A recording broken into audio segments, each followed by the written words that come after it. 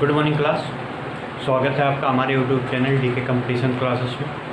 आज हम पढ़ेंगे कि मानव गुणसूत्रों की असमानता के कारण होने वाले रोग। मानव गुणसूत्रों की असमानता के कारण होने वाले रोग। आपको पता होगा कि ह्यूमन में, मनुष्य में या मानव में कितने गुणसूत्र होते हैं?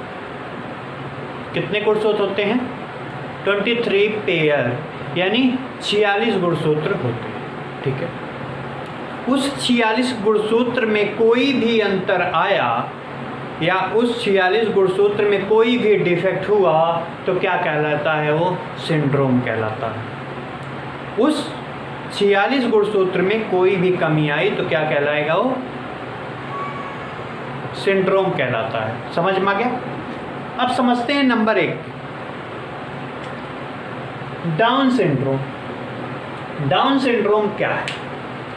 डाउन सिंड्रोम का मतलब है कि जो क्रोमोसोम संख्या 21 है, यानी गुणसूत्र संख्या 21 में 2 की बजाय 3 गुणसूत्र होते हैं। मैंने आपको बताया था कि गुणसूत्र जो भी होते हैं वो पेयर में रहते हैं। सपोज दैट ऐसे होते हैं एक पेयर में। ठीक है, ये एक गुणसूत्र हुआ यानी 2 गुणसूत्र 1 पेयर। ठीक है, तो इसमें अगर कोई अंतर आ गया, मान लो 2 की जगह 3 हो गए तो क्या कहलाता है? वो डाउन सिंड्रोम। कौन सी संख्या पर? 21 नंबर के संख्या पर, 21 नंबर वाले क्रोमोसोम की संख्या पे कैसा हो गया? 2 की बजाय 3 गुणसूत्र आपस में हो गए तो क्या कहलाएगा? वो डाउन सिंड्रोम। जो डाउन सिंड्रोम होता है, डाउन सिंड्रोम के लक्षण क्या क्या होते हैं भाई? जो बच्चा होगा, डाउन सिंड्रोम का जो बच्चा होगा, उसका सिर थोड़ा उभरा हुआ, चेहरा भरा हुआ, एकदम पूरा अजीब टाइप से दिखेगा। ठीक है, आंखें तिरछी होंगी, फिर उभार होगा, माथा चौड़ा भी है। ठीक है, तो ये सब तमाम लक्षण आते हैं इसके। किससे? डाउन सिंड्रोम के। समझ में आ गया? डाउन सिंड्रोम का क्या होता है? डाउन सिंड्रोम क्या होते हैं? क्रोमोसोम संख्या 21 में 2 के बजाय 3 गुणसूत्र होते हैं। ठीक है, यही इसका पहचान है। ठीक है, आगे बढ़ते हैं। सुनो,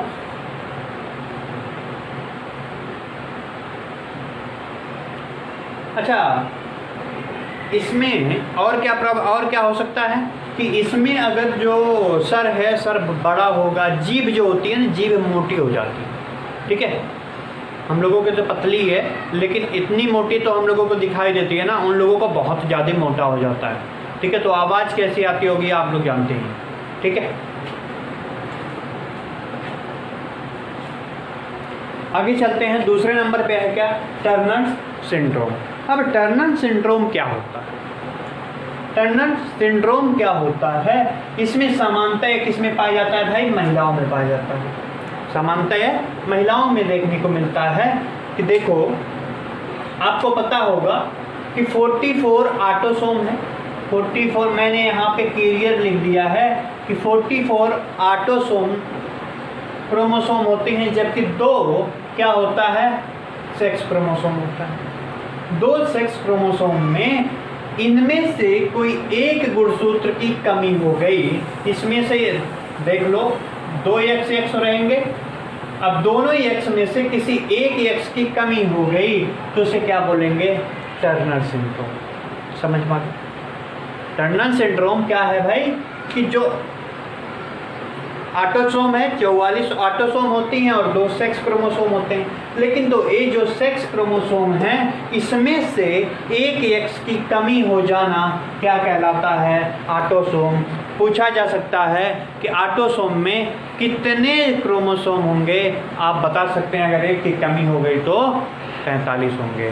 कितने होते हैं वैसे? 46 होते हैं। समझ में आ गया? इस अवस्था में क्या होगा कि जो औरतें होंगी उनकी जननांगों में वृद्धि नहीं होगा, उनके ओवरी में वृद्धि नहीं होगी, ओवरी सही से काम नहीं करेगी, मेंस्ट्रुअल साइकिल डिफेक्ट होता रहेगा और उनका स्तन का साइज भी नहीं बढ़ेगा। तो बहुत सारी दिक्कतें आती हैं। किसकी वजह से आती हैं? टर्नर सिंड्रोम जब हो जाता है। कौन से, किसके कारण हुआ? एक X उसका काम नहीं कर रहा है, यानी एक एक्स की कमी हो गई, तो क्या कहलाएगा? Turner syndrome. इसके लक्षण समझ में आ गए। इसमें क्या होगा? औरतों का ब्रेस्ट का साइज नहीं बढ़ेगा, फिर मेल टाइप कुछ अलग बिहेवियर करेंगे, ठीक है, फीमेल टाइप बिहेवियर नहीं रहता है उन लोगों का। दूसरी चीज़, उनकी ओवरी नहीं काम करती, स्टेराइल हो जाती हैं। स्टाइल का मतलब समझ रहे हैं आप लोग? स्टाइल को हिंदी में क्या कहते हैं? बांझ कहते हैं, ठीक है। आगे बढ़ते हैं। Number 3, Klinefelter syndrome. Klinefelter syndrome क्या है? अब इसके बारे में समझते। क्लिनेफेक्टरल सिंड्रोम में क्या होता है? ए ओनली फॉर मेल में होता है और ए फीमेल में होता है। जो मेल होगा क्लिनेफेक्टरल सिंड्रोम में, मेल में आपको पता है, अभी बताया कि 44 क्या होते हैं? ऑटोसोम होते हैं। जबकि XY क्या है या XX क्या होते हैं? सेक्स क्रोमोसोम होते हैं। लेकिन जो XY है, मैंने यहाँ पे लिखा है कि जो XY क्रोमोसोम है उसमें एक X की बढ़ोतरी हो जाती है, यानी एक X और बढ़ जाता है। अगर एक X और बढ़ा तो क्रोमोसोम की संख्या कितनी हो गई? 47। आपसे पूछा जा सकता है कि 47 जो गुणसूत्र होते हैं इस कौन से सिंड्रोम के लक्षण हैं? क्लिनेफेक्टरल सिंड्रोम के लक्षण होते हैं। समझ में आया? यहाँ तक समझ में आया? देखो भैया, क्लिनेफेक्टरल सिंड्रोम में क्या होता है कि 46 के बजाय 47 गुणसूत्र होते हैं, ठीक है। 46 के बजाय 47 गुणसूत्र होते हैं, ठीक है। तो क्या कहलाएगा? क्लिनेफेक्टरल सिंड्रोम। ये ओनली फॉर मेल में होता है, यहाँ पे लिख दें, ठीक है। मेल में हो रहा है और ये फीमेल में होता है, ठीक है। इसके लक्षण क्या दिखेंगे भाई? ओवरी नहीं, सॉरी, मेल में है ना, तो टेस्टिस नहीं होगा, टेस्टिस सही से काम नहीं करेगा, ठीक है। मेल थोड़ा ब्रेस्ट में, सॉरी, ब्रेस्ट में, हाँ, ब्रेस्ट की साइज भी बढ़ने लगती है, ठीक है। क्यों बढ़ाया? क्योंकि एक्स गुणसूत्र और ज़्यादा एक्स्ट्रा आ गया, ठीक है। और चीज़ क्या होती है? बिहेवियर थोड़ा लेडीज टाइप होने लगता है, ठीक है। और जो उनका टेस्टिस है वो तो सही से काम नहीं करेगा, यानी कि वो शुक्राणुओं को भी ज़्यादा प्रोवाइड नहीं कर सकते हैं। शुक्राणु अगर ज़्यादा नहीं प्रोवाइड होंगे तो क्या वो बच्चा पैदा कर सकता है? नहीं कर सकता है। समझ में? ऐसे कुछ लक्षण दिखाई देते हैं। समझ में आ गया यहाँ तक? अगली बात करते हैं पटाउ सिंड्रोम। पटाउ सिंड्रोम का मतलब क्या है? पटाउ सिंड्रोम का मतलब ये है कि मैंने अभी जस्ट बताया था डाउन सिंड्रोम। डाउन सिंड्रोम में क्या हो रहा था? 21वें में 2 की बजाय 3 गुणसूत्र हो जाते हैं, जबकि पटाउ सिंड्रोम में 13वीं जो क्रोमोसोम संख्या है, इसमें तो 21वां है, ये तो 21वां है, लेकिन जो पटाउ सिंड्रोम होता है इसमें 13वें में क्या होता है? 2 की बजाय 3 गुणसूत्र हो जाते हैं। तो उससे क्या होता है? मैंने अभी सबसे पहले ये बताया कि अगर कोई अंतर आ रहा है क्रोमोसोम में तो क्या कहलाएगा? सिंड्रोम कहलाएगा। समझ में आ गया? देखो भैया, पटाउ सिंड्रोम में जो लक्षण दिखते हैं ना, ये क्यों होते हैं? क्यों होता अधिक करके? जब शादी, औरतों की शादी, लड़कियों की शादी 30 साल के बाद, यानी 30-35 साल के बाद जब की जाती है ना, तो जो उनके बच्चे पैदा होते हैं कुछ इस प्रकार के लक्षण दिखाते हैं, उनको ये बीमारी होती है, ठीक है। सबको नहीं होती है भाई, मैं कुछ लोगों की बात कर रहा हूँ। ये नहीं पता चला सबको ही बोल दिए कि जिनकी 35 साल के बाद शादी हो रही है सबको पटाउ सिंड्रोम हो गया। ऐसा नहीं है। मैं बोल रहा हूँ ना कि 8-10 हज़ार लोगों में सिर्फ एक लोगों को होता है, ठीक है। पटाउ सिंड्रोम 21 संख्या पे होता है। 13वीं वाले जो गुणसूत्र है उसमें 2 की बजाय 3 गुणसूत्र हो जाते हैं। ये क्यों होते हैं? ये रीजन देखने को मिलता है जिन औरतों की, जिन लड़कियों की शादी 35 साल के बाद, 35 साल की एज में करते हैं, ज़्यादा एज हो जाती है, तो क्या जो उनके बच्चे होते हैं उनके बच्चों में देखा जाता है पटाउ सिंड्रोम। समझ में आ गया? आगे बात करते हैं पटाउ सिंड्रोम के बाद। पटाउ सिंड्रोम के बाद ये कौन सिंड्रोम है उसको भी समझते हैं हम लोग, फिर आगे बढ़ते हैं।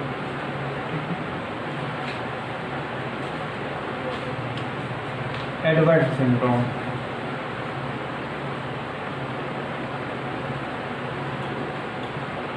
एडवर्ड सिंड्रोम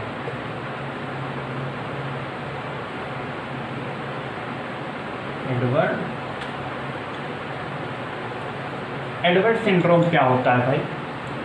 सुनो, एडवर्ड सिंड्रोम में भी सेम ऐसी ही है प्रक्रिया कि क्रोमोसोम संख्या 18 पे, यानी क्रोमोसोम संख्या 18 में 2 की बजाय 3 गुणसूत्र यानी 3 क्रोमोसोम, 2 की बजाय 3 गुणसूत्र होते हैं। समझ में आ गया? एडवर्ड सिंड्रोम में क्या होता है, 2 की बजाय 3 गुणसूत्र दिखते हैं क्रोमोसोम संख्या कितने पे? 18 पे।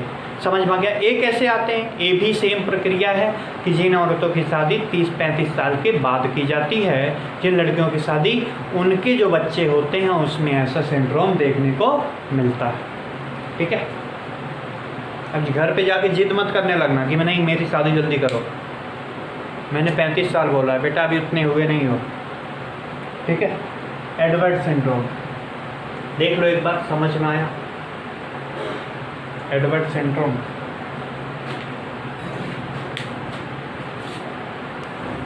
सुनो भैया, अब आता है हार्श्रित रोग। हार्श्रित रोग का मतलब क्या है कि डिजेनरेटिव डिजीज का मतलब ये है कि ऐसे रोग जो शरीर के कहीं पे कट लग गया, या बोला जाता है कि क्या बोला जाता है, उसका नाम क्या? हाँ, क्षतिग्रस्ता जिसे बोलते हैं, शारीरिक क्षतिग्रस्ता के कारण होता है कि मतलब शरीर में कहीं पे कोई कट लग गया, या कुछ शरीर में कोई दिक्कत हो गया, या कि शरीर के क्षतिग्रस्ता के कारण होने वाली बीमारियों में आता है। ठीक है, हार्श्रित रोग। ठीक है, हार्श्रित रोग का मतलब क्या हो गया? डिग्रेटिव डिजीज। डिग्रेटिव डिजीज में कौन कौन आते हैं? जैसे हृदय रोग आ गया, रुधिर संबंधित रोग आ गया, अस्थि रोग आ गया। ठीक है, हृदय रोग की बात समझते हैं। हृदय रोग में मतलब हार्ट के बारे में, कोई दिल में अगर कोई दिक्कत है तो किस में आते हैं? डिग्रेटिव डिजीज में। ठीक है, डिग्रेटिव डिजीज में हृदय रोग का मतलब ये है कि हार्ट से संबंधित कोई भी बीमारी हो। ठीक है, उसके बारे में। अब हृदय के बारे में समझते हैं। हृदय रोग में कौन कौन आता है? लगभग तो यही आते हैं, हृदय शूल, उच्च तनाव, हृदयघात। हृदय शूल का मतलब एंजीना पेटोरिस। ठीक है, एंजीना पेटोरिस का मतलब ये होता है कि अगर हार्ट में, देखो इसमें क्या होता है हृदय शूल में, कि कुछ टाइम के लिए आपके हार्ट में यानी दिल में ऑक्सीजन का लेवल ना पहुंचना, मतलब ऑक्सीजन हार्ट में थोड़ी समय के लिए रुक जाना, तो क्या कहलाएगा? हृदय शूल कहलाएगा। शरीर के अंदर आपके जो हार्ट है यानी आपका जो दिल है, उसके अंदर ऑक्सीजन थोड़ी देर के लिए रुक जाना क्या कहलाया? हृदय शूल कहलाया।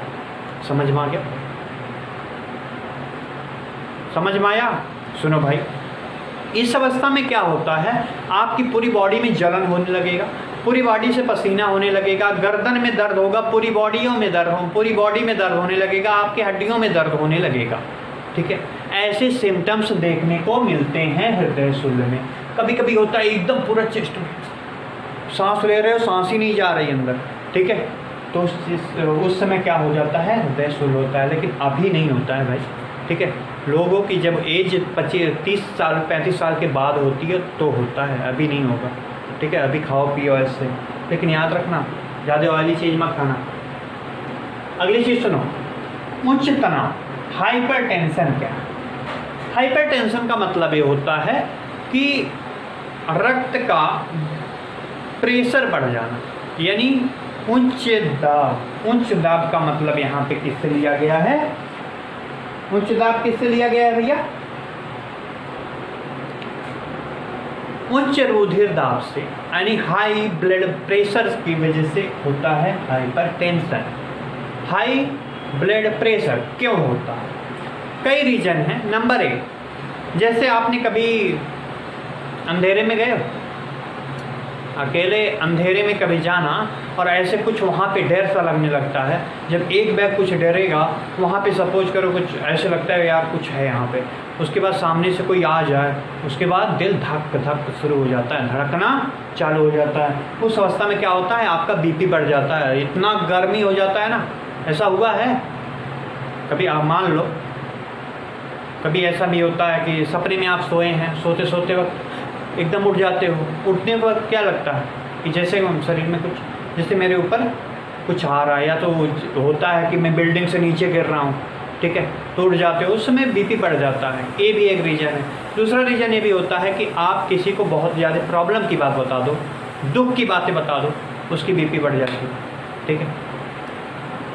किसी चीज़ से डर जाना, उससे बीपी बढ़ जाता है। लेकिन अधिक करके किसी दुख चीज़ों से बताना ही, दुख चीज़ जो होती है उसके बारे में बताना ही आप उच्च दाब का कारण बन जाता है, हाइपरटेंशन का। किसी को अगर कोई प्रॉब्लम है तो आराम से बताओ, जल्दी से कोई चीज़ अगर ज़्यादा तेज़ी से बताओगे तो उसको भी प्रॉब्लम हो जाएगी, क्योंकि उसके बीपी बढ़ेगा, और बीपी जब बढ़ा तो हाइपरटेंशन होना चालू हो जाता है। समझ में आ गया? अगली बात करते हैं हृदयाघात।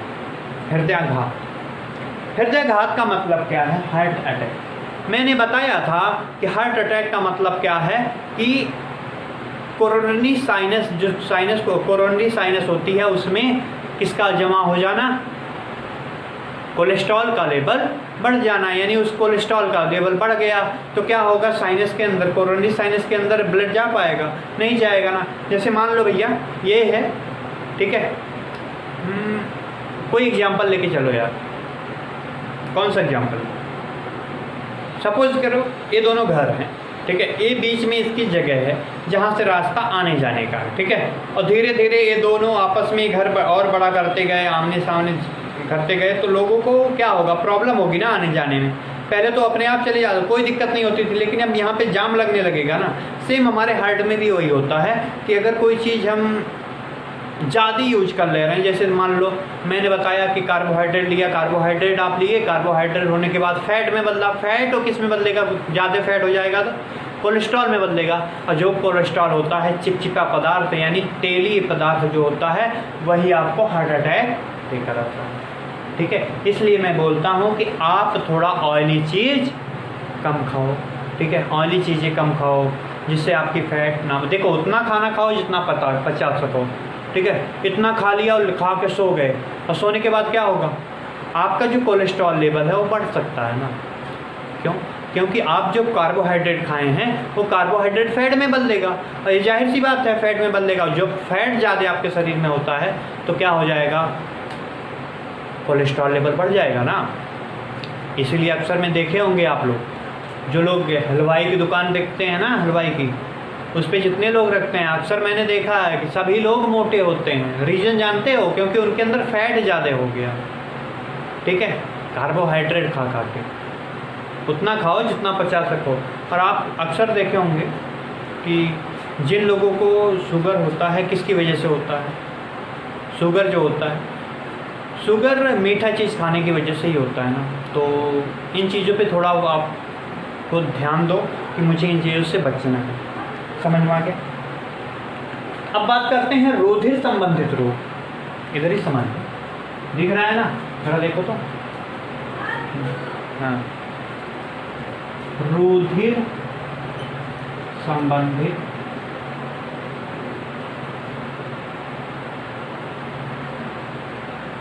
रोग, यानी ब्लड से रिलेटेड रोग के बारे में समझना। आश्रित रोग यानी डिग्रेटिव डिजीज कहलाता है, ठीक है। नंबर 1 इसकी बात कर रहा हूँ। किसकी बात करूँ भाई? ब्लड से रिलेटेड कोई नाम बताओ। एनीमिया आ जाओ। एनीमिया, एनीमिया, एनीमिया क्या है? आपके ब्लड में हीमोग्लोबिन का लेवल कम हो जाना। किसकी वजह से कम हुआ? आरबीसी की कमी होने लगी। आपके ब्लड में आरबीसी की कमी होने लगे तो कौन सी बीमारी हो गई? एनीमिया। या ऐसे भी हो सकता है आपका ब्लड स्राव हो जाए, बाहर निकल जाए, कट जाए, किसी की वजह से ज़्यादा ब्लड निकल जाने से वजह से भी क्या होता है, एनीमिया हो जाता है। इसमें आपको क्या दिखता है कि जो आपके बॉडी का ब्लड है उस ब्लड में आरबीसी की मात्रा कम हो जाती है। जब आरबीसी कम हुआ तो क्या कम होगा भाई, हीमोग्लोबिन कम होगा ना, ठीक है। हीमोग्लोबिन भी कम हो जाता है, किसमें, एनीमिया वाले पेशेंट में। समझ में आ गया, एनीमिया समझ में आया। लक्षण क्या दिखेंगे, एकदम पूरा आदमी जो होगा ना वो सुस्त हो जाएगा, एकदम ऐसे झोल के चलेगा, एकदम मस्त होके, चल ही नहीं पाएगा।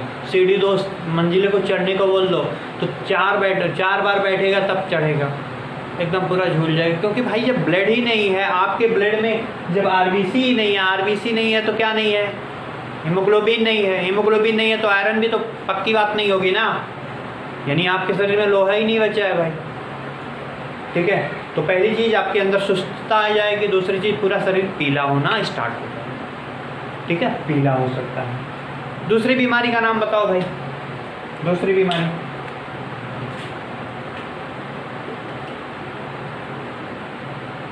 क्या, ल्यूकीमिया। अब ल्यूकीमिया क्या होता है, सुनो। किसी के शरीर में ल्यूकीमिया क्या है, शरीर में यदि आरबीसी नहीं, डब्ल्यूबीसी की संख्या ज़्यादा हो जाए उसे हम डायरेक्टली बोल देंगे क्या, ल्यूकीमिया, यानी ब्लड का कैंसर बोलते हैं। समझ में आए। सुनो भाई, अगर आपके शरीर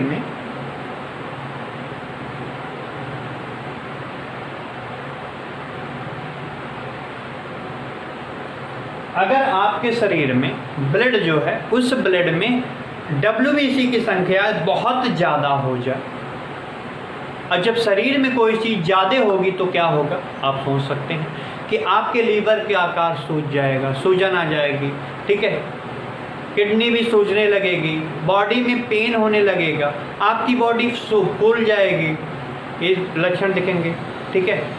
ये लिम्फोइटिक टिश्यू के कैंसर होते हैं, लिम्फोइटिक टिश्यू के कैंसर या अस्थिमज्जा के कैंसर होते हैं। कौन सा कैंसर, ल्यूकीमिया कहलाता है। इसमें क्या होता है, सबसे पहले आरबीसी जो होती है, सॉरी डब्ल्यूबीसी जो होती है वो हाई हो जाती है। हद से ज़्यादा डब्ल्यूबीसी जब आपके बॉडी में बन जाना क्या कहलाएगा, ल्यूकीमिया कहलाएगा। समझ में आ गया, ल्यूकीमिया समझ में आया। यहाँ तक देखो, आया कि नहीं आया, एक बार बताओ।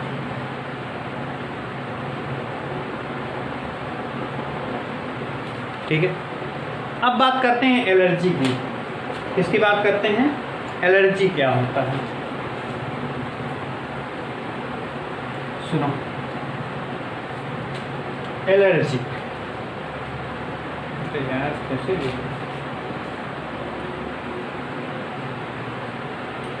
एलर्जी क्या, एलर्जी का मतलब समझो भाई।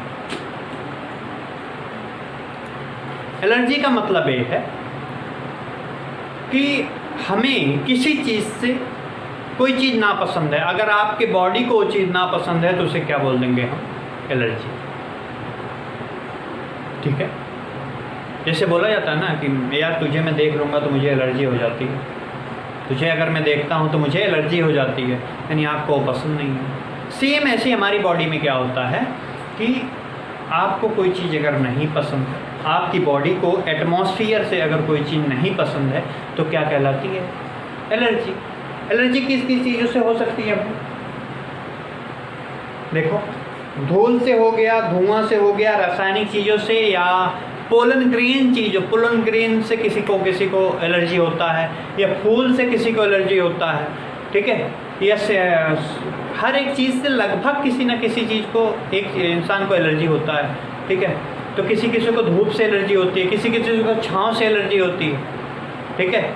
और किससे एलर्जी होता है, और मान लो भाई लाइट से एलर्जी होती है, ठीक है। उनको एसी से एलर्जी होती है, पानी से एलर्जी होती है, ठंडा पानी से, ठीक है। तो किसी न किसी रूप में एक एलर्जी का रूप ले लेता है। एलर्जी किसकी वजह से हुआ कि जो हमारी बॉडी को पसंद नहीं है, यानी उसको अगर हम एंटर कर लें अपने बॉडी में तो क्या होता है, कि उसकी वजह से हमारी बॉडी में खुद हमें ही बीमार करने की प्रक्रिया चालू कर देती है। हमारे जो प्रतिरक्षा तंत्र होती हैं वो एक्टिव इतनी हो जाती हैं कि हमारे सेल को ही मारना स्टार्ट कर देती हैं। ये भी कंडीशन देखने को मिला है, ठीक है। तो एलर्जी यही है कि आपको अगर किसी धूल, धुआं या रासायनिक चीज़ या फूल या फ्लावर या और चीज़ों से एलर्जी होती है, उन चीज़ों से आपको अच्छा नहीं, आपकी बॉडी उसको एक्सेप्ट नहीं कर रही, तो एलर्जी है, सीधी सी बात है, ठीक है। यहाँ तक समझ में आ गया। आज मैं यहीं तक पढ़ाऊँगा। कल वाले नेक्स्ट लेक्चर में मैं पढ़ाऊँगा, क्या पढ़ाऊँ, हाँ, कैंसर पढ़ाएंगे। कैंसर ज़रा ध्यान से सुनिएगा, मैं अच्छे से बताऊंगा कैंसर कैसे होता है, ठीक है। आज तक जो हमने पढ़ा है उसको रिवाइज जरूर कर लीजिएगा। Thank you class.